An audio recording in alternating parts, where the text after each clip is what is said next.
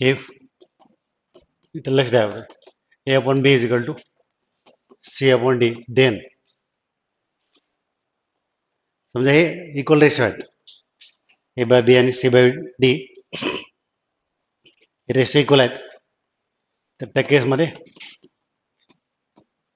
A plus B upon A minus B numerator plus denominator numerator minus denominator इथं C plus D upon C minus D याला काय म्हणतात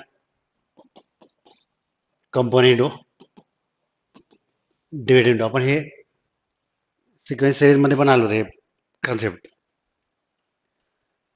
हे जर काही इक्वल असेल तर आपण न्यूमरेटर प्लस डिनोमिनेटर करू शकतो वरती डिनोमिनेटरमध्ये न्यूमरेटर मायनस डिनोमिनेटर तिकडे पण same C plus D C minus D A plus B A minus B C plus D C minus D हा रिझल्ट आपल्याला आता प्रॉब्लेममध्ये यूज करायचा प्रॉब्लेम जे आहे ना तर त्याच्यामध्ये यूज करायचं क्वेश्चन घ्या साइन टू ए इजिकल टू प्रॉब्लेम झालेला आहे आपल्याला फक्त त्याला थोडं सिस्टीममध्ये कन्वर्ट केलं आहे आता घेतलेलं एक्झाम्पलच आहे lambda into sine two B then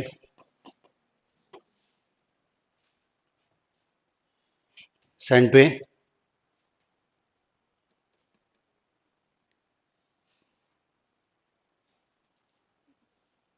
is equal to lambda into sin 2b then tan a plus b upon tan a minus b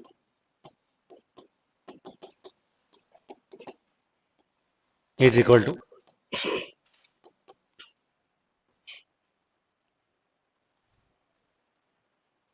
option पण येतो याचा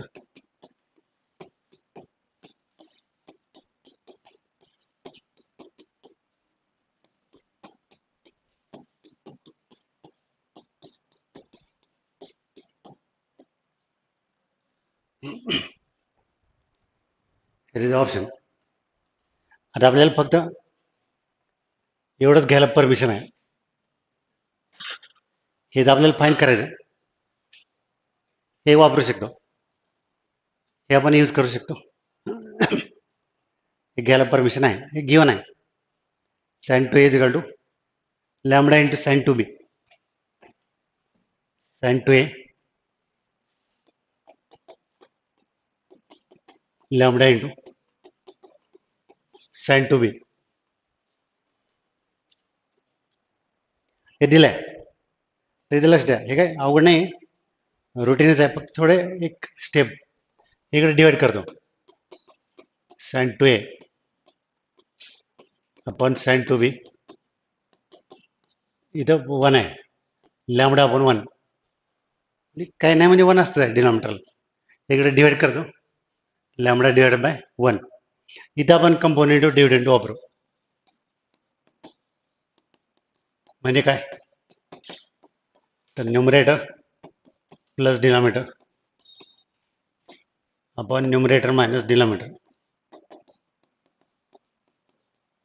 is equal to lambda plus one